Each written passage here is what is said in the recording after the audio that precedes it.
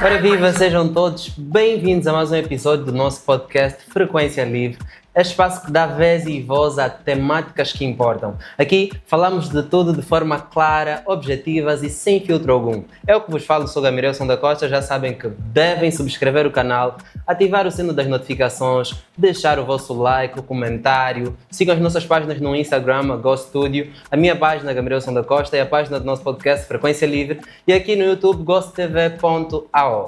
Para o dia de hoje eu trago uma convidada super especial, ela que é estudante de jornalismo e para o tema que vai se falar, importantíssimo o fato dela ser mulher. Amélia Alessandra, seja bem-vinda ao nosso podcast. Olá, muito obrigada. Então, está tudo bem? Eu também, com uma ligeira raiva, mas... Gera raiva por quê? Não, porque debater com ou estar na presença de homens normalmente é assim, mas tudo bem. Ou ficas com raiva por estar a lidar com homens? Yeah. Mas não, aqui é tudo leve, aqui tens essa liberdade de expressão para falar de tudo de forma clara, objetiva. O nosso público não gosta de mentirinhas. Não, então vamos falar de tudo desde só... a raiz. Vamos sugar aqui a Amélia, ela vai trazer, claro que mensagens que de alguma forma agregam alguma coisa. Hoje vamos falar sobre empoderamento feminino, liberdade ou exagero. Afinal, o que é que entendes por empoderamento feminino? Para o nosso público aqui meio que ter uma introdução sobre este tema. Ou seja, o empoderamento feminino é um tema que vem das raízes do feminismo, que é empoderar mulheres. Por que empoderar as mulheres? Empoderar as mulheres porque as mulheres foram historicamente um grupo desvalorizado e um grupo posto sempre na posição de as mulheres não devem ter destaque ou não devem ocupar cargos de destaque, não devem ter as mesmas oportunidades que os homens têm. Então o empoderamento feminino é no quesito. As mulheres precisam saber que elas são capazes e elas precisam desse incentivo para saber que elas são capazes de fazer o que elas quiserem, ou seja, socialmente falando, elas terem acesso às oportunidades e a lugares que antes elas não tinham. Então é basicamente isso. Basicamente isso. Quais seriam assim os pilares principais do empoderamento feminino? O que é que defende principalmente? O empoderamento feminino, ele defende que as mulheres principalmente sejam desobjetificadas, ou seja, o corpo feminino é constantemente objetificado, primeiro como o doméstico e segundo como se fosse uma incubadora, ou seja, as mulheres quando vêm ao mundo, elas já são taxadas de, quando a criação, isso nós observamos constantemente nos lares, que é a forma como a filha é criada não é a mesma forma como o filho vai ser criado. A filha arca com as questões domésticas de casa e o filho é alguma responsabilidade com o pai, é lavar o carro, ir com o pai às compras, é resolver alguma situação. Então é criada dessa forma que a mulher vai crescer e ela vai entender que eu vou precisar cuidar do meu lar desta forma e o filho vai crescer da forma que ele não precisa saber fazer o mínimo de casa, ou seja, o filho não é criado de uma forma para ser um adulto funcional, ele é criado de uma forma onde ele consiga ser um homem, como a sociedade impõe, mas ele não é criado de uma forma para ser um adulto funcional. Então, quando ele cresce, ele vai para um lar onde ele vai fazer com que a mulher dele seja a doméstica do lar e posteriormente seja a incubadora do filho dele. Ok, mas o fato de os homens crescerem e as mulheres, ou homens e mulheres crescerem e ser-lhes colocada funções diferentes dentro de casa, chega a ser meio com um fato de desempoderamento feminino, porque nós devemos olhar também para o mundo no quesito de que em uma casa, em um lar constituído, o provedor é o homem. Então, o fato de os pais colocarem os homens fora dos serviços domésticos e fazerem trabalhos mais, como é que eu posso dizer, masculinos, mais bruscos, não seria meio que uma forma de dar essa iniciativa de provação ou não. de... Quando tu fazes isso, de provedor ao homem? Tu crias uma dinâmica futura que é, tu fazes com que o homem sobrecarrega a mulher dentro do lar. Ou seja, eu enquanto mulher vou ter jornada dupla de trabalho, porque eu vou ter a questão, o meu emprego formal e eu vou ter a demanda de trabalho de casa, porque é uma demanda de trabalho. Por isso é que se contratam as pessoas, as senhoras que cuidam do lar. E tem muitas mulheres que infelizmente não têm essa oportunidade ou esse quesito, não têm essa ajuda com as senhoras que ajudam, as domésticas. Então elas têm a jornada dupla de trabalho, porque o marido é o tipo de marido que quando chega não pode nem sequer tirar o prato dele da mesa e ele acabou de comer, ou ele chega e não pode servir a própria comida independente do horário que ele chega, ele tem que acordar a mulher para vir servir a comida dele, aquecer a comida dele e pôr para ele na mesa. Ele não pode fazer nenhum tipo de trabalho doméstico. Então, quando tu instituis o teu filho onde ele não consegue ser um adulto funcional, que consegue fazer um arroz, que consegue lavar uma louça, limpar um chão, tu estás a criar um adulto disfuncional. Não é que se o homem tiver acesso ou for ensinado a ser um homem que saiba fazer tarefas domésticas, ele não deixa de ser menos homem. Mas muitas vezes isso é feito de forma proposital, porque vem aquele medo falso de que e isso é verídico. Muitas famílias, tu vais ter com a mãe do menino e falas: mas o teu filho não pode limpar o chão, ela diz: não, o filho vai limpar o chão, vai ficar gay. E isso é fato. Tu vês famílias que o pai diz: meu filho não pode baixar para limpar o chão, senão vai se tornar gay. Então, quando tu pões esse medo no teu filho, que se ele fizer uma tarefa doméstica, ele vai estar aí pro lado feminino, tu estás a taxar que apenas quem tem que fazer tarefas domésticas são as mulheres. E o que faz com que cresça cada vez mais aquele discurso que recentemente vimos no vídeo do Ednardo, onde ele dizia que a mulher não pode trabalhar. E se tu depois fores ver os comentários daquele vídeo, é tudo. Mulher não pode mesmo trabalhar, mulher no trabalho só traz problema, mulher no trabalho distrai os homens, eu vou aceitar uma mulher ser minha chefe, não pode. Mulher quando chega num cargo de destaque é porque dormiu com o patrão, já sabemos que não tem qualificações. Então é nesse ponto onde mulheres são constantemente reduzidas, quando alcançam alguma coisa, elas são sempre reduzidas a ou chegou até lá porque o pai lhe pôs, ou o tio lhe pôs, ou chegou lá porque dormiu com alguém. Nunca é por mérito. Se formos a ver, um homem quando atinge um patamar com pouca idade é porque trabalhou duro, estudou muito, alcançou o que queria, porque ele consegue ter essa capacidade. Quando é uma mulher, vão sempre procurar subterfúgios, nunca pensam de primeira que é: se calhar também estudou muito, tem um cérebro bom, conseguiu isso e aquilo porque é o mérito dela. Então é por esse quesito, é que as mulheres não conseguiram, e muitas mulheres se deixam levar por esse discurso, e elas próprias são afetadas por isso. A mentalidade delas já cresce dessa forma, onde elas pensam: eu não quero trabalhar, eu não quero ter um marido. Mas isso é mais do que simplesmente trabalhar, para conseguir sustentar a casa, é trabalhar para ter uma certa liberdade. Porque muitas vezes, e eu fui testemunha disso dentro da minha casa quando eu era mais nova, que é, a minha mãe sofria violência doméstica. A minha mãe uma única vez, ela denunciou o meu padrasto. E ele ficou menos de um dia na cadeia, na esquadra. Menos de um dia, por quê? Porque ela ficou a pensar: eu não trabalho, então se ele ficar lá e eu der continuidade à queixa, quem vai sustentar a mim e os meus filhos? Não tem.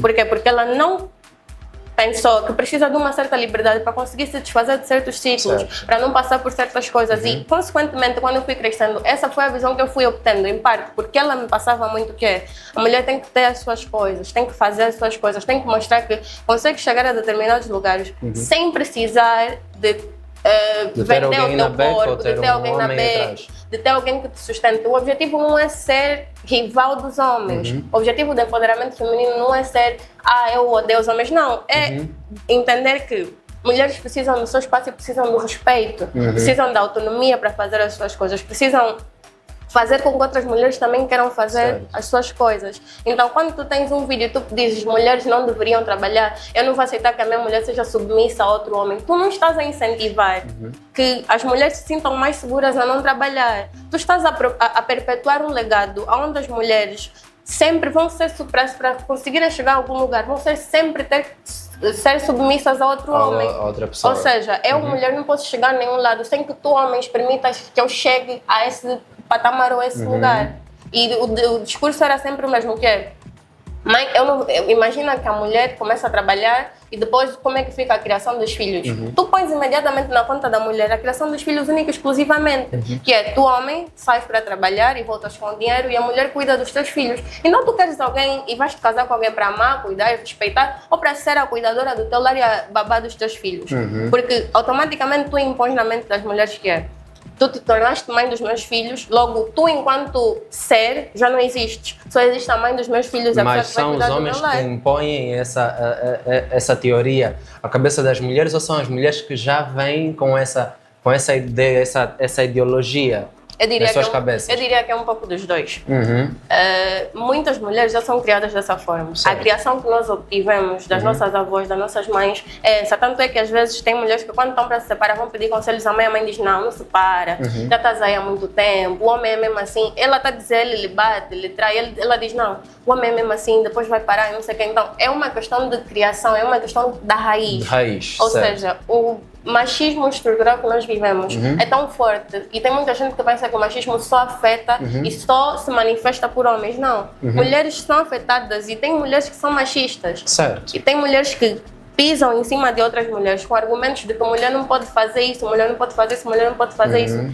E é algo que já vem da criação dessas pessoas. Na tua abordagem falaste aqui sobre o fato de muitas vezes ser colocada a teoria de que se uma mulher consegue alguma coisa é porque tem um homem atrás ou porque teve de se relacionar com alguém, teve um padrinho na cozinha, alguém que mexeu, alguém que fez para conseguir. Mas será que há mais mulheres relaxadas à espera que um homem venha e sustente os seus caprichos e necessidades do que mulheres a trabalhar? Então, essa teoria não chega a existir por culpa dessas mulheres que de alguma forma fazem isso? Eu não diria que seja só por culpa dessas mulheres, eu diria que é por empecilho e das barreiras que também são criadas às mulheres. Tem mulher que trabalha numa empresa e ela exerce o mesmo cargo que um homem e ela não consegue, e ela não recebe o mesmo que esse homem recebe e ele recebe mais. Tem outro tipo de situação que é, as mulheres são muitas vezes acomodadas porque tem homem que tu começas a te relacionar com ele e ele automaticamente te impõe, se queres ficar comigo, eu não gosto de mulher que trabalha, porque para mim toda mulher que trabalha vai ter que ser submissa a outro homem, vai ter que automaticamente ter contato com outro homem, então eu não gosto de mulher que trabalha e ele lhe corta, ele diz, minha mulher fica em casa, eu vou prover para ti. Isso é algo verídico, nós já vemos isso. Tem homem que não aceita e diz, a minha mulher não pode trabalhar, ela tem que ficar em casa. Então, quando tu já estás nesse meio, e também não vai aqui desmerecer, porque é uma situação que acontece, muitas mulheres de facto é porque não querem, não fazem questão e dizem mesmo, eu não quero estudar, eu não quero trabalhar, eu quero arranjar um marido que vai me sustentar. Mas são essas mesmas mulheres que depois de um tempo tu vais ver que estão numa vida miserável, estão infelizes com aquela vida. Por quê? Porque é um marido que não as faz feliz, é um marido que não as valoriza e elas continuam lá porque não têm métodos de sair. Imagina que toda mulher, eu tenho um estudo que saiu recentemente que diz que as mulheres até os 18 anos, toda mulher já sofreu algum tipo de assédio ou violência sexual. E depois vem um homem e diz, mas nem todo homem é um abusador, nem todo homem é assediador. Mas quantos homens é que tu vais perguntar se já presenciaram algum tipo de assédio, ou de abuso, ou de violência doméstica? Eles vão dizer que não. Mas com certeza eu te garanto que toda mulher que tu fores perguntar da mesma situação, elas vão ter uma história para contar. Por quê? Porque tem essa omissão dos homens quando se trata disso.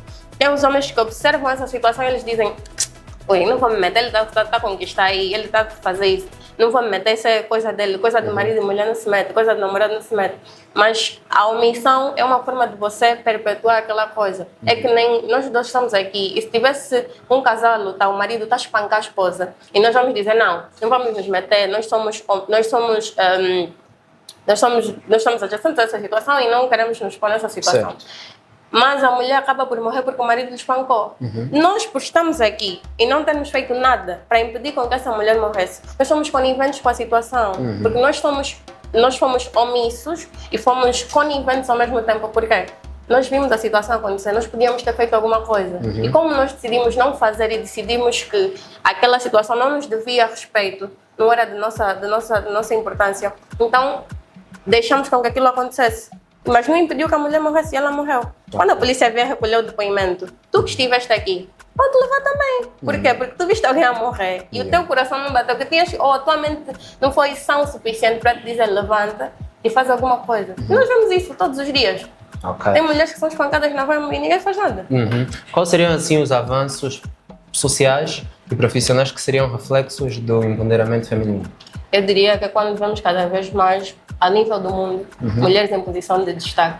Quando vemos que pessoas acreditam em mulheres para serem CEOs de empresa, para liderarem país, para sentarem num parlamento, para conseguirem serem chefes de família, porque até agora nós vemos que muitas vezes quando é a questão de uma mãe solteira, ela não tem tanto respeito quanto se tivesse um marido, então ela precisa de um homem ali com ela para ter respeito e às vezes e quando nós vemos que cada vez mais é libertador para as mulheres não precisarem disso e conseguirem alcançar os seus objetivos e tu vês que as mulheres estão no sistema de ensino como professoras e é sobre isso, ganham o Nobel da Paz, ganham prêmios de ciência, é para mostrar que elas também, para mostrar para outras mulheres que elas também podem fazer isso, que elas também conseguem fazer isso, que não se trata só de mostrar o corpo, que não se trata só de esbanjar dinheiro, de mostrar uma vida luxuosa, de conseguir sempre o iPhone do último grito, de ter sempre um carro, a trocar de carro, a fazer viagens. É sobre olhar para a sociedade que te rodeia, entender que tu, enquanto indivíduo, fazes parte dessa sociedade.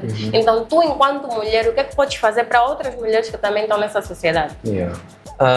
Como é que olhas o fato de que muitas mulheres, agora, pelo empoderamento feminino, acabam por, de alguma forma, influenciar a desvalorização desses valores morais, principalmente africanos e angolanos? Eu não acho que o empoderamento feminino desvaloriza ou desincentiva os valores morais. Mas aqui nós temos que abrir que tem um adendo aqui que é nem tudo que veio da nossa ancestralidade, necessariamente nós temos que acarretar e aplicar até os dias de hoje. Porque se nós formos fazer isso, nós vamos voltar ao tempo de escravidão. O próprio negro, tem a questão do negro escravizar o próprio negro, e nós africanos tínhamos muito disso, de ter escravos também. Então, nem tudo que veio da nossa ancestralidade e que são nossos valores culturais e morais, nós temos que acarretar até os dias de hoje. Tanto é que tem as culturas lá em outras províncias, em outras culturas, em outras localidades, onde uma menina de 14 anos pode casar com um senhor de 54. Mas tu fazes isso agora e tu vais ver que é errado, porque tu vais refletir e vais ver que é errado. Uma menina de 14 anos não tem de ser obrigada a casar com um senhor de 54. Certo. Então, eu não vejo que ela desincentiva os valores morais. Mas ela pega uma questão que tu tens uma mulher enclausurada no lar e ela está sobrecarregada com aquela situação. É de olhar e refletir e ter e gerar empatia por essa pessoa que está sobrecarregada pela pressão estética, primeiro, que vem quando tu és mulher, tens que ser perfeita e as pessoas exigem de ti que sejas uma perfeição encarnada. E tem a questão de que é libertador tu não sentires que toda a responsabilidade de um lar está nas tuas costas. Eu não digo só de proveção, podemos prover nós os dois, mas o trabalho da manutenção do lar em si torna-se uma jornada dupla. E a própria criação dos filhos, onde tu vês uma mulher que, se ela decidir não ter filhos, ela vai ser criticada. Se eu, enquanto mulher, olhar para minha mãe e dizer não, a mãe ainda não quero ter filhos agora, eu vou focar na minha carreira, talvez lá para os 30 e tal, eu case e tenha filhos, e eu vou ser mal vista e vão começar a me cobrar filhos. Certo. Enquanto, se for um homem, vão dizer não, é responsável, tá? Preferir agora primeiro investir na carreira, ter uma vida estável, que é para depois conseguir dar uma vida estável na mulher. Então, é uma mulher decidir que ainda não tenho condições de ter filho. Eu não só não tenho como é que se diz? Condições psicológicas nem financeiras para conseguir tomar conta dessa criança, porque pôr um filho no mundo não é só pôr um filho no mundo e pronto. Então, quando nós conservamos todos esses valores morais, nós não vamos evoluir enquanto sociedade, porque eu acho que alguns valores morais só são perpetuados porque tem as pessoas que estão a se beneficiar dessa perpetuação, onde tu podes trair e fazer o que te apetecer, mas quando tu voltares em casa, a tua mulher não pode se divorciar porque o valor moral vai te obrigar, tu enquanto mulher, a permanecer naquele relacionamento, porque se te divorciares, não vão te querer em outro homem, porque já tens 2 filhos e já estás a sair de um relacionamento, já estás uma senhora de uns 40 e poucos anos e já não vais ter aquele status que tu tinhas antes. Mas quando dizes que se for para prover, nós os dois podemos prover, e depois aparecem mulheres, as tais empoderadas, a dizer que o dinheiro do homem é nosso e o meu é meu. Achas que de alguma forma há fidelidade a essas palavras que acabas de dizer? A questão é, muita gente vem com o discurso de empoderamento, mas nem elas próprias sabem o que é. E nós temos muitos exemplos disso. Há muitas moças que vêm e dizem o empoderamento feminino, pelo empoderamento feminino, mulheres façam isso, mulheres façam aquilo, que são as tais coaches de internet. Sim. Elas muitas vezes não sabem aquilo que elas estão a pregar. Elas não entendem o tamanho daquilo que elas estão a pregar, elas não entendem a magnitude do que elas têm feito na vida de muitas moças. Incentivam muitas vezes essas mesmas moças a estragarem a vida delas por conta disso. O real empoderamento feminino não se trata de você olhar para o homem e dizer o dinheiro do homem é nosso, mas o meu dinheiro é meu. Eu sou apologista que se você, desde o momento que você decide unir a tua vida a essa pessoa, é 50-50. Se tu não tens, eu dou. Se eu não tenho, tu dás. Porque desde o momento que eu olho para ti, eu falo, eu quero fazer uma vida com essa pessoa, eu quero crescer, eu quero passar o resto da minha vida com essa pessoa. Eu não posso ter inibição de contribuir alguma coisa que vai ser para nosso benefício. Certo. Então eu não posso simplesmente decidir, não, o meu dinheiro vou guardar, meu salário não pode saber quanto é que eu ganho, e no teu salário quando viemos fazer um banquete com aquilo. A teoria é muito bonita, se olharmos para aquilo que é prática, e normalmente o que tem-se vivido para a realidade é muito diferente. Porque, por exemplo, só em fase de namoro ainda, para não aprofundarmos muito para relacionamentos e falarmos aqui meio que da realidade do nosso público, que ainda está, alguns ainda em fase de namoro, outros já em casamentos, mas só em fase de namoros, em um relacionamento, se eu saio com a minha namorada, eu tenho que pagar as contas. Se eu não pagar ou, de alguma forma, fazer com que ela divida a conta comigo, é motivo de conversa com as amigas, o tal tribunal jurídico feminino. É motivo de conversa para com as amigas. Então, se há um empoderamento feminino, o que de alguma forma traz a temática ou a teoria defendida pelas mulheres, que é de direitos iguais. Se é de direitos iguais, empoderamento feminino, tem que se respeitar também o empoderamento masculino. O que eu acho que se peca muito é que as mulheres, quando falam de empoderamento feminino, olham mais para elas do que para aquilo que está em volta também. Porque quando se fala de sociedade, não se fala só de nós. Fala-se de nós e dos que nos rodeiam e daquilo tudo que faz uma sociedade. Essa mulher empoderada vive inserida em uma sociedade. Sim. Então, se o fator de ser empoderada, de alguma forma, me coloca em desafio a muitos dos que são os valores morais. Há credibilidade em dizer que eu, a tal empoderada, é que estou certa em ir contra esses valores? Eu acho que tu tocaste num ponto onde disseste que é o empoderamento masculino. O homem não precisa ser empoderado. O homem já nasce empoderado pela sociedade. A sociedade já te impulsiona, tu enquanto homem, a teres mais oportunidades do que uma mulher. Tu, enquanto homem, já nasces com um certo poder sobre a vida de outra mulher. Isso é nítido na sociedade atual. Agora, quando se trata do quesito ser empoderado e entender que o nosso empoderamento, nós estamos inseridas numa sociedade, é exatamente essa sociedade que precisa mudar. Nós estamos numa sociedade que ainda tem muito machismo estrutural e isso é o que precisa mudar em nós enquanto sociedade. Isso é o que precisa mudar em nós. É o que eu disse no início. As mulheres também são afetadas pelo machismo. As mulheres também não entendem, muitas mulheres não entendem a proporção do que elas fazem, das mínimas atitudes que elas têm, que também é machista. Esperar que um homem seja o único provedor no relacionamento, esperar que seja o homem o único a pagar as contas quando vocês vão sair. Mas algo que eu digo que é, por exemplo, nós vamos para um primeiro date. E nesse date tu chamaste-me para sair e não sei o quê. Eu não digo que é obrigação tua pagar. Se tu pagares a conta toda, vai ser uma gentileza que tu vais estar a fazer. E até aí tudo bem. Da mesma forma como eu vou ter a gentileza, se eu te chamar para sair, eu estou a te chamar para sair, logo eu entendo que eu vou arcar com as contas daquela saída porque fui eu quem fiz o convite. Certo. Então, não é obrigação pagar, mas é se tu quiseres pagar, é uma gentileza que tu vais estar a fazer. E muita gente não entende assim, eu percebo. Nós estamos inseridos numa sociedade, nós somos um coletivo, mas nós temos as nossas individualidades e todo mundo pensa da forma como quiser. Mas quando o teu pensamento começa a influenciar uma manada de pessoas a se prostituírem, a cobrarem de homens que eles tenham posicionamentos que tu, enquanto pessoa, não terias, é errado e é socialmente, isso é... Por exemplo, tivemos há tempos a Florinda Miranda dizer que dói ver a tua filha em um relacionamento com alguém que não lhe dá nada. Aí é que tá. Tu, enquanto então, mãe... se são empoderadas, o fator de estar num relacionamento é também a contraposição de que com quem eu tenho que receber alguma coisa? Olha, eu acho que nós vamos entrar num ponto que é, as pessoas ultimamente têm visto o relacionamento como fonte de renda e eu não concordo com isso. Eu acho que quando tu estás entrando num relacionamento, independente de quem tu fores, certo. Por exemplo, as pessoas têm muita dificuldade em se relacionar com pessoas que não são da mesma camada social que elas.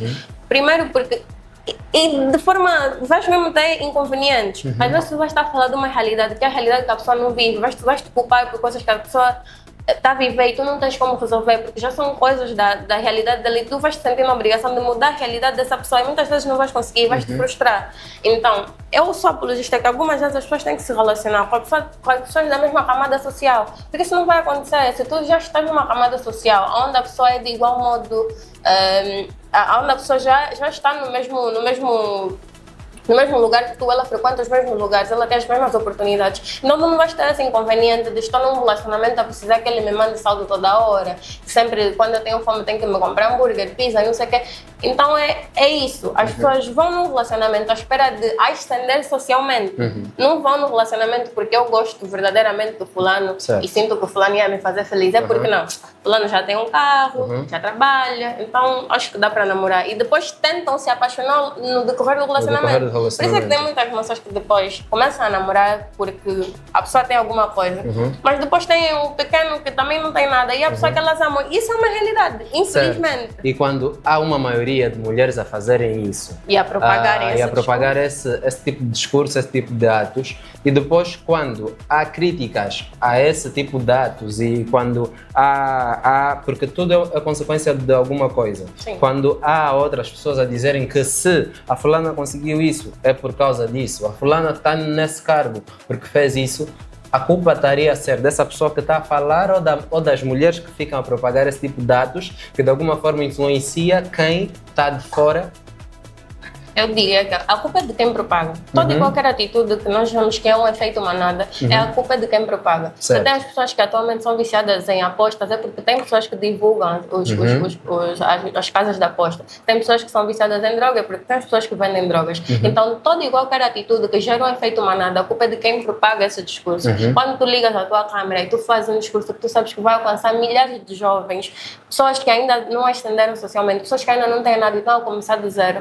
Então, tu já pões na mente dessas pessoas que quando tu vais para um relacionamento tu tens que esperar isso. E as pessoas criam uma lista inalcançável de coisas que elas têm que alcançar enquanto estão nesse relacionamento. Eu ponho dois paralelos. Eu ponho o paralelo do empoderamento feminino de muitas influenciadoras digitais, que para mim não é empoderamento feminino, é apologia aos bens materiais, ao consumismo e ao interesse aos bens materiais. E eu ponho o empoderamento feminino das pessoas que de facto entendem o que é, como tem uma jornalista muito famosa brasileira que é a Renata Vasconcelos, como a Malala, que é uma ativista social. Essas pessoas acarretam valores sociais e elas empoderam mulheres de diferentes partes do mundo a quererem seguir os seus sonhos, a quererem tentar uma carreira de atriz, a se reinventar enquanto mulheres de idade, porque muitas vezes as mulheres de 35, de 40 para cima, já são vistas como tens que ficar de lado, isso já não é para ti, já não podes fazer isso, já não podes ir a tal lugar. Então, voltar a trazer vida para essas pessoas, voltar a fazer com que essas pessoas ainda se sintam parte, ainda se sintam mulheres, ainda se sintam valorizadas socialmente. Então, eu vejo que trouxe ganhos, ou seja, esse lado do empoderamento feminino trouxe realmente ganhos para a sociedade, porque quando tu provas para uma mulher que ela também pode ascender sem precisar de trampolins, sem precisar de incentivos externos, então, para mim já é o suficiente. Eu sou a prova disso. Eu estou numa família onde maioritariamente são mulheres. E na minha família são as mulheres que a questão é olhar para a realidade e perguntar: as mulheres querem ascender sem precisar de algum trampolim mesmo? Eu digo que muitas querem. Mas para a nossa realidade? Para a nossa realidade, muitas querem. A questão é que muitas estão barradas. A grande maioria quer, mas muitas já começam a ser corrompidas desde o momento em que, como a Brisa disse na música dela, tu estás na 10ª classe e o professor já te diz: se não dormires comigo não vais passar. E vais ficar, e numa primeira fase tu tentas e não dormes com ele, vais reprovar na 10ª classe. No ano que vem tu vais pensar: vou ceder e passar, ou vou continuar a bater de frente e reprovar mais um ano. Mas depois a culpa chega a ser tua ou desse professor que aliciou? O professor aliciou, mas a culpa chega a ser de quem cede? Não chega a ser de quem cede? Porque existiriam vários outros fins. Porque de alguma forma, se foi-me aliciado, foi-me posto alguma ameaça, só passas se te relacionares comigo. É um professor. não é dono da instituição em que eu estou. Muitas vezes as pessoas não têm acesso a essas informações. Fora ser só um professor, não é dono da instituição em que eu estou, existem leis que de alguma forma punem esse tipo de atos. Se eu não quiser ceder, faço uma queixa. Muitas mulheres não têm acesso a essas informações. Por que não fazem? Muitas não têm acesso ou não é que não buscam. Têm ação. Como é que tu vais buscar procurar por uma lei que tu não sabes que existe? Porque estamos a falar de uma realidade em que há mais acesso à internet, há inteligências artificiais, há bombardeio de informação. Então, não há acesso à informação ou à procura de informações fúteis e não informações que de alguma forma agreguem valor à cabeça das pessoas e das mulheres para que de alguma forma não cedam a esse tipo de ações. Tu, nesse ponto de vista, estás a pôr a culpa na vítima. Ou seja, eu que sofri assédio e fui ali e fui posta sob uma ameaça de alguém que está me assediando e diz que eu quero dormir comigo e se eu não dormir com ela eu vou reprovar, eu já reprovei, eu estou sob essa ameaça, eu já sofri as consequências dessa ameaça. A culpa não é minha. Desde o momento que tu, enquanto professor, e tu estás numa dinâmica e tu estás na cadeira que tu estás acima de mim, e muitas mulheres, principalmente as mais novas, não têm essa sagacidade, não encontram abrigo nas instituições, que tu vais fazer queixa de um professor e isso vai ficar em nada. Que tu vais ouvir que outros colegas também já foram fazer queixa e só lhe mudaram de escola, isso é uma realidade que nós vemos. Muitos professores cometem assédio nas escolas e não são postos fora do sistema de ensino, eles continuam lá e são feitas queixas, espalham a notícia, postam nas redes sociais e eles só mudam de escola. Eu já vi isso, eu já vi vários casos disso na internet, nós temos vários acesso a esses casos. As mulheres podem fazer denúncias, essas denúncias são engavetadas e logo em seguida ele vai para outra escola e continua a fazer aquilo. Então, eu já sofri por essa situação, eu já reprovei, eu vou bater de frente e reprovar de novo, atrasar mais um ano da minha vida, voltar a ter os mesmos problemas. Então, a culpa é minha enquanto vítima do assédio e vítima da tua posição, ou a culpa é tua, que não conseguiste racionalizar o suficiente do tipo, eu tentei, não deu certo, logo vou respeitar e vou deixar ele aí. A culpa não é da vítima que sofreu assédio. A culpa chega a ser dos dois quando depois o ato é efetivado. Na minha perspectiva, por que eu digo isso? A Amélia se submete à ameaça que lhe foi feita. Porque se estamos em uma instituição em que eu sou apenas um professor, não sou o dono da instituição, e mesmo que fosse o dono, existem departamentos de queixas pedagógicas, porque além de cidadã é aluna, e como aluna tem direitos. Fora os direitos, tem direitos e deveres, né? Mas tem direitos que de alguma forma têm algum ponto em específico em que pode efetivar queixas. Se eu faço ameaça, a Amélia vai fazer uma queixa, por exemplo, para o departamento de professores, para o gabinete jurídico da instituição. Vai para a polícia, também faz uma queixa. Estou a sofrer assédio por parte do professor fulano. E depois, eu efetivo a ameaça que fiz à Amélia. A Amélia reprova. Mas a Amélia tem provas de que tem as notas em dias, tem positivas constantemente, não há motivos para ter reprovado. E depois a Amélia reprovada, já é uma prova que de alguma forma foi feito o assédio ou foi feita a ameaça. E depois foi efetivada porque depois a Amélia reprova sem motivos nenhum. Reprova sem ter negativas ou por indisciplina, coisa parecida. Se a Amélia não fez a queixa por motivos ou por simplesmente ter ouvido que os colegas já haviam feito e não se mudou nada, a Amélia de alguma forma se predispôs a passar pelo que lhe foi dito. O medo é a maior forma de coação. Tu, quando deixas uma pessoa com medo, podes lhe começar a fazer o que tu queres. Eu posso te colocar medo só por palavras? Tu podes me colocar medo só por palavras. E eu faço o que tu quiseres, dependendo da forma como tu vais falar comigo, dependendo de como eu me sentir. Eu, enquanto pessoa, ou tu, enquanto pessoa, tens a capacidade de pôr medo. E a pessoa, quando está com medo, a pessoa raciocina menos do que ela gostaria. Mas se olharmos para mulheres mais crianças ou para pessoas menores. Porque se olharmos para uma realidade... Nem sempre para pessoas menores. Enquanto adultas também passam por isso. E às vezes não é questão de idade. É questão de quando a pessoa está com medo. A pessoa não raciocina da forma como ela raciocinaria se não tivesse com medo. As pessoas com medo não agem de forma racional. Certo. É que nem quando a pessoa está estressada. Tu estás sob pressão numa situação onde tu não gostaria de estar. É desconfortável. Primeiro é que muitas mulheres não conseguem falar sobre assédio. Especialmente para pessoas mais novas, né? Que é uma situação muito delicada. Porque primeiro elas se sentem culpadas por isso. Sentem vergonha de falar sobre. Sentem que se for falar sobre aquilo com o pai ou com a mãe, vai ter uma certa represália para ela. E muitas mulheres estão associadas de quando sofrem assédio, vão lhes dizer, mas também olha a roupa que tu usas, olha também para o que tu fazes, olha também para isso. Então, ela já vem com esse aglomerado de coisas na mente. E, consequentemente, depois de acontecer tudo, tu paras para pensar e ficas tipo, não, devia ter agido assim, devia ter feito isso, devia ter feito isso. Primeiro, é a escassez de informação que as pessoas não têm acesso. Não se fala, poucas vezes se fala sobre isso. Poucas são as instituições que falam abertamente sobre assédio. Poucas são as instituições que se falam sobre abuso, sobre todas essas questões que deviam ser faladas e não são faladas. Eu vou voltar a repetir o que eu disse aqui. Há falta de informação ou há mais procura em informação que não agrega em nada. Porque quando temos uma adolescente de, por exemplo, 15 anos com um iPhone 16 em mão, em posse, o telefone é dela.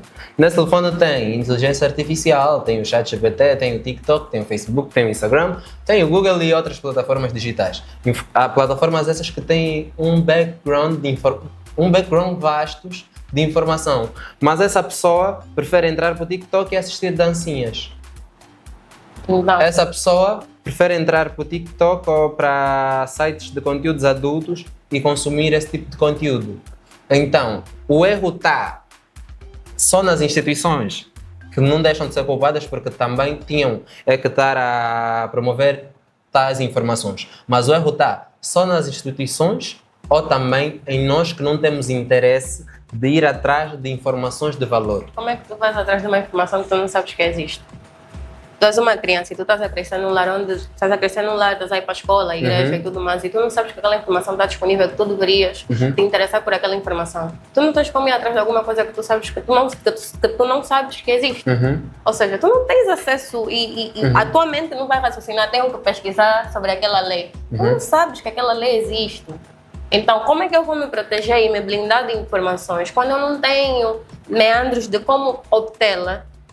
Porque não me foi ensinado isso. Não se fala sobre isso. O primeiro passo da socialização, não se fala sobre isso. Nas escolas, no primário, não se fala sobre isso. Em casa, os pais também têm inibições e não falam sobre. Não ensinam aos filhos como se blindar nas escolas, em todos os lugares onde eles vão, e saberem que para determinada situação, quando isso acontecer, tu podes fazer isso, tu podes buscar informação aqui, tu podes fazer isso. Isso parte tudo da educação e da forma como nós somos criados. Certo, mas com isso que acabas por dizer, a culpa não seria mais ou menos do empoderamento feminino, porque meio que nós vamos meia parte contra aquilo que são os nossos valores morais. Somos mais da teoria de que nós somos, podemos, vamos atrás, ninguém pode contra o que nós pensamos, os nossos não podem determinar o que nós queremos ou como vamos fazer, como vamos vestir, porque, por exemplo, acabas por dizer que uma menina de 14 anos não tem as informações por parte da família e por aí fora, mas por vezes tem, e maior parte tem, olhando para a realidade do que é Angola, porque meio que nós estamos a nos deixar influenciar muito pelo que vem de fora. Estamos a nos deixar influenciar muito pelo que vem das internets. Mas se olharmos para uma forma mais conservadora daquilo que são verdadeiramente os nossos valores, a forma como uma mulher africana se veste não daria espaço para tais assédios, não daria espaço para tais subornos, não achas? Daria. O assédio não se refere ao que tu vestes. Quando tu me dizes que a forma como eu me visto dá abertura para tu, enquanto homem, me assediar, não importa o que eu visto, as crianças que são mortas e são assediadas, que são estupradas, elas tinham, o que elas estavam a vestir? Fralda, vestido até nos pés, roupas de mangas compridas. Certo. O que eu visto não te dá direito, enquanto homem, de me objetificar e entender que você é dono do meu corpo. O slogan "Meu corpo, minhas regras" surge justamente na perspectiva de vocês não objetificarem o corpo das mulheres, ao ponto que você olha para uma mulher, automaticamente você pensa, é minha, tenho o direito de tocar, vou fazer sexo contigo. Principalmente desse slogan que muita gente fala que ele traz muita coisa errada. A questão não é meu corpo, minhas regras, eu posso fazer o que bem me apetece. Não, é no quesito. Meu corpo, minhas regras. Olha para mim enquanto mulher, independente do que eu tiver vestido, tu não tens o direito de me tocar, tu não tens o direito de objetificar a forma como tu queres porque muitos homens falam do tipo, se ela vestiu assim é porque ela queria que eu, enquanto homem, lhe visse e lhe desejasse. Não, ela vestiu-se assim porque ela achou-se no direito de vestir assim. Muitas mulheres quando vestem, não é no direito da aprovação e validação masculina, mas tu enquanto homem, quando tu de primeira já olhas para uma mulher e pensas em objeto sexual, tu estás a falhar e tu enquanto homem tens que te rever. O empoderamento feminino vem também como eu já estava dizendo, as raízes do feminismo, que é de tornar as mulheres não objetos sexuais de homens.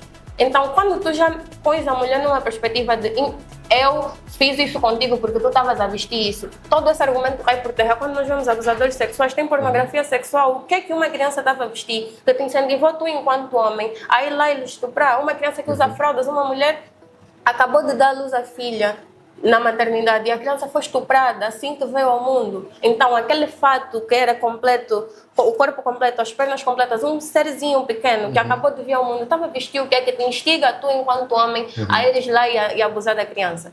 Então, não é sobre isso. E o conservadorismo muitas vezes acarreta coisas que nós devemos deixar para trás. Há valores que nós devemos deixar para trás. O que é que tu vês no conservadorismo, principalmente angolano, que nós deveríamos ter que deixar para trás? Quando a vida da mulher, toda uma propaganda para o casamento dela.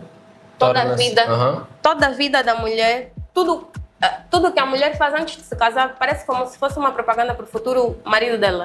Tu tens que fazer assim, olha, tu vais casar, tens que procurar fazer isso, tens que te vestir assim, tens que agir assim, não podes ir para a festa, não podes ter piercing no nariz, não podes ter tatuagem. Então, tudo isso, ou seja, tu tornas toda a vida de uma mulher uma propaganda para o casamento dela e tu não Mas não são podes... só as pessoas a tornarem a vida da mulher desse jeito, a propaganda, ou as mulheres também? Porque depois quando surgem comentários, por exemplo, tu encontras uma amiga e a amiga já consegue bater um fuim sem bolas, consegue matar a galinha viva e depois ela própria que diz, já dou para casar.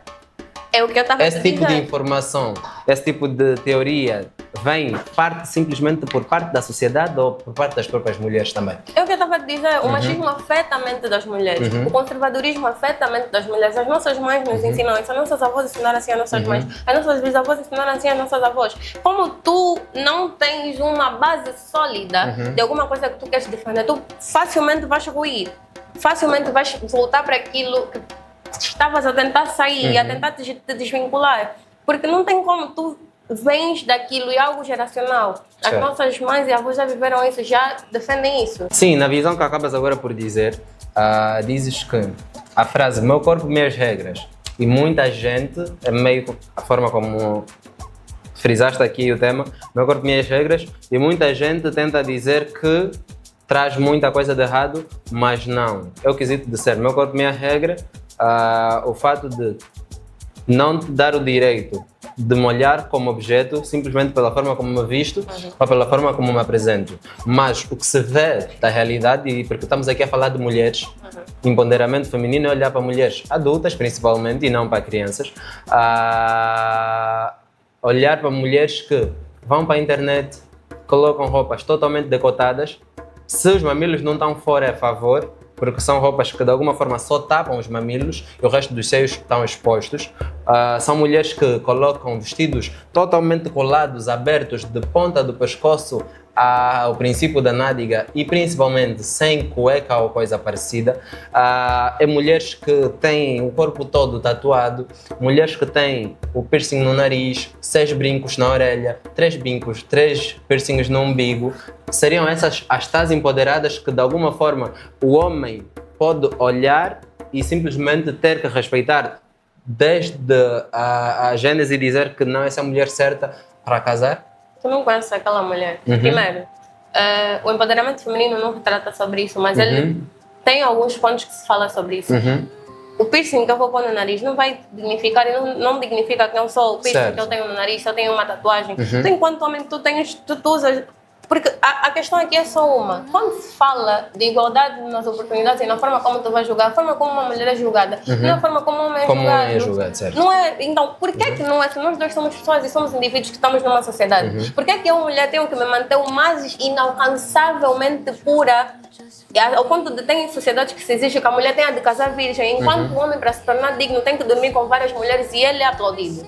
É esse ponto que se traz. Porque se você quer que toda a minha vida seja uma propaganda para depois casar para ti, tu tens que também ser digno disso. Certo. Porque tem muitos homens, eles crescem e rodaram meio mundo. Dormiram com fulana, ciclana, um monte de mulheres. Mas quando começam a namorar e tornam-se fiéis, é a redimissão dele. Ou seja, ele fazia muita coisa, mas agora, olha, é homem de uma só mulher e é muito bem visto, é visto como o maior ato de amor do mundo, ele deixar de dormir com várias mulheres e agora se dedicar a uma. Tenta ver uma mulher passa por isso e vê o que acontece.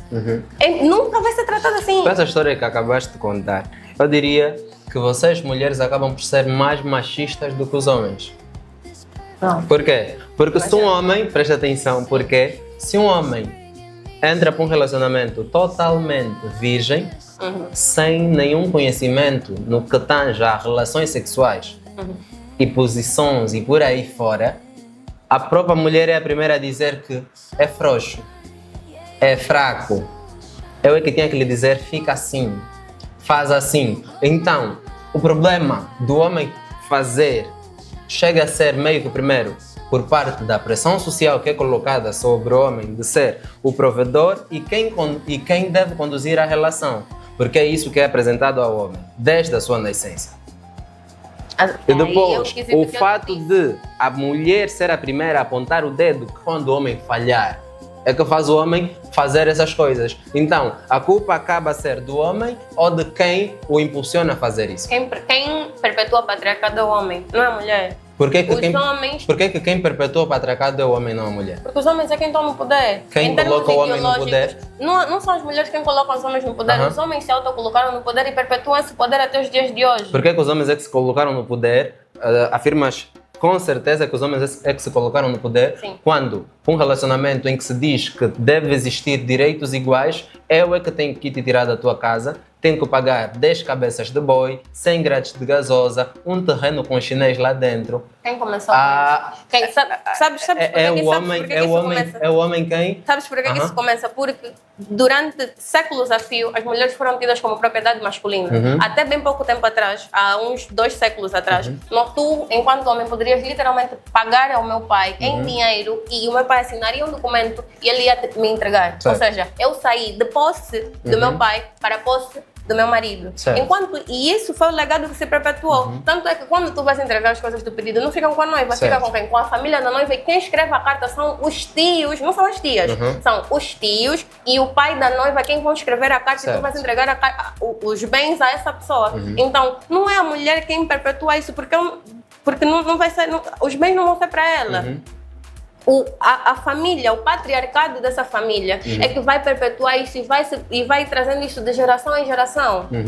Vocês, enquanto homens, é quem perpetuam isso e alavancam e patrocinam isso. Mas acreditas que existe empoderamento feminino? Acredito que existe empoderamento feminino. Olhas para os tempos atuais e para os tempos passados, achas que há mais ou menos informação disponível? Há mais informação disponível.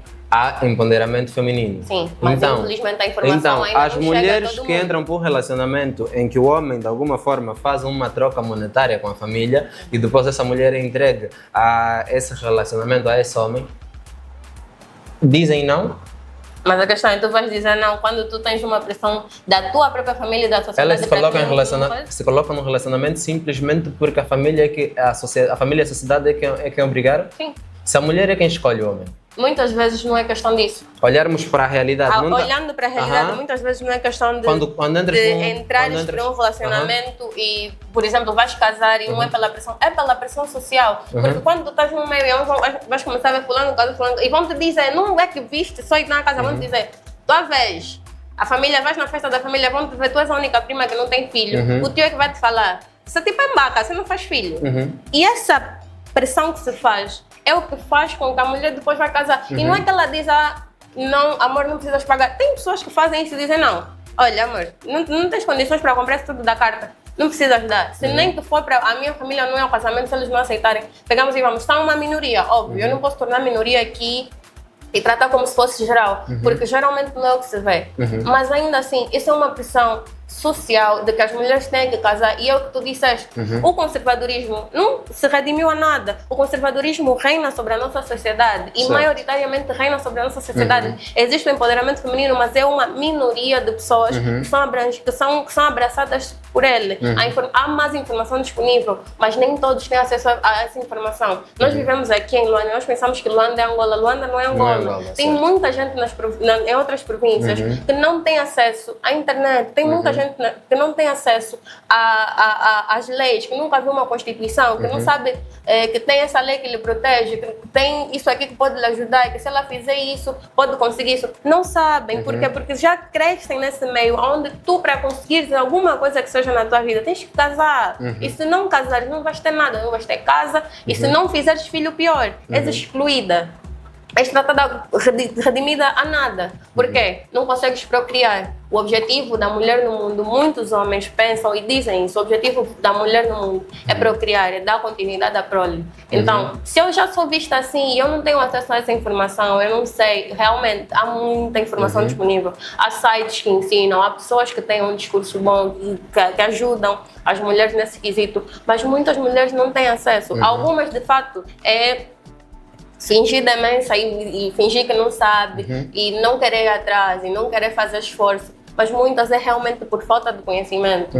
Antes de julgarmos as mulheres que se vendem e as tais ditas as que estragam o lar, é também questionar, porque o marido ninguém lhe obrigou a ir naquela moça. No dizer essas miúdas de 15 estão a roubar o marido das senhoras. O marido da senhora não sabia que estavam a lhe roubar. O marido da senhora não olhou para a criança de 15 anos, que ele deveria, ao menos, olhar como criança e falar, não vou. Mas o que ele faz? Ele pega o dinheiro do bolso dele e alicia uma criança de 15 anos que às vezes não tem o discernimento que deveria ter. E depois ficam a culpar quem? As miúdas é que estão a se prostituir muito, mas nunca questionam os homens que de facto continuam a consumir. Para um produto continuar a existir, basta que tenha apenas um consumidor e ele vai continuar a existir. A proliferação da prostituição ultimamente das mulheres não se trata pura e simplesmente de que elas querem uma vida fácil, de que tem muitas mais prostitutas em Angola agora. Do que se trata? Trata-se da procura. Isso é economia básica. Enquanto houver demanda, haverá pessoas dispostas a satisfazer essa demanda. Tu certo. vais procurar e vais encontrar. Quem procura? As mulheres, nesse caso? Homens. Os homens é que procuram? Os homens procuram. É que procuram mulheres para aliciar? Sim. Os homens é que procuram mulheres para aliciar? Os homens procuram mulheres para aliciar. Muitos homens procuram mulheres para aliciar. Quando tu vais a um bar e vês uma moça e não sei o que, tu és casado ou estás num relacionamento e tu vês aquela moça e vais tipo, minha mulher não está aqui. Vais e a primeira vez, às vezes não deixam claro e a pessoa também não sabe que ele está num relacionamento. Depois de dormir, na primeira vez ele já deu 100 mil. É que ele vai dizer, olha, tenho que ir, a minha mulher espera. Sim, mas empoderamento feminino chega a ser liberdade ou exagero? Olhando para a realidade de Angola e das nossas manas, estamos a falar de mulheres, não de crianças. E para a percepção que muitas mulheres têm em Angola sobre empoderamento feminino, está a ser verdadeiramente liberdade e a quebra de tais padrões impostos pela sociedade das mulheres, ou está a ser meio que um exagero por parte das mulheres? Muitas, é o que eu disse. Por muitas, infelizmente, o empoderamento feminino está a ser tido ou percebido de forma errada. Está a ser levado de forma errada nas atitudes que nós vemos ultimamente. Infelizmente, então, eu diria que para a sociedade angolana é ínfima a parte de mulheres que compreendem o que é o empoderamento feminino e que leva a cabo. A grande maioria incentiva a prostituição, incentiva o consumismo e por aí afora. Certo. E esse incentivo que as mulheres, que a grande maioria faz, a prostituição, consumismo, como é que se vê perante aquilo que são os nossos valores morais e sociais? Eu diria que muitas, ou na sociedade atual, infelizmente, não temos esse cuidado ou essa sensibilidade de perceber ainda quando alguma coisa é libertadora e quando é só desrespeito ao próximo, principalmente desrespeito aos valores. Muitos valores, é o que eu digo aqui, é o que eu disse aqui, devem ser repensados, mas muitos de facto são para preservar o nosso próximo e entender que nós estamos numa sociedade, então devemos entender a tua liberdade termina onde estás a incomodar o outro e onde estás a perturbar a liberdade do outro. Então, infelizmente. Ok. Que mensagem deixarias às jovens que nos assistem, principalmente às mulheres adultas que percebem mal aquela ideologia do empoderamento feminino? Eu deixaria a mensagem de que vão à busca dos vossos sonhos, desde que eles não sejam sempre por facilitar o percurso. O percurso para alcançar a grandeza não é fácil, ele é demorado, ele é doloroso, vais passar por necessidades, mas aí quando tu te rendes aos facilismos, quando vais e tens sempre o trampolim aí de lado, não vão por aí, estudem, trabalhem, tenham a vossa independência, comprem os vossos carros, tenham as vossas vidas, façam viagens, mas busquem essencialmente por conhecimento útil. As redes sociais têm muita informação, mas infelizmente nos dias de hoje a informação que se tem lá é lixo, tem muito lixo, tem muita coisa a ser filtrada. Filtrem o que vocês querem para a vossa vida, o que de facto agrega valor a vocês. Muito obrigada. Beijos, abraços para a família. Minha família. Contatos para quem queira conversar contigo mais tarde. Não deixarei contactos aqui, porque eu sou uma pessoa extremamente chata de se conversar às vezes, porque eu torno tudo em pauta. Mas um beijo para a minha família, para a minha mãe, que está aí em Portugal, mamãe, beijo. A minha irmã, aos meus amigos em geral. E o meu Insta é Alessandra Eduardo 2.1. E quem quiser recomendações essencialmente sobre livros, filmes, eu falo também sobre pontos políticos e não só sobre pautas que é o feminismo, então vão lá nas minhas redes sociais, Alessandra Eduardo 2.1.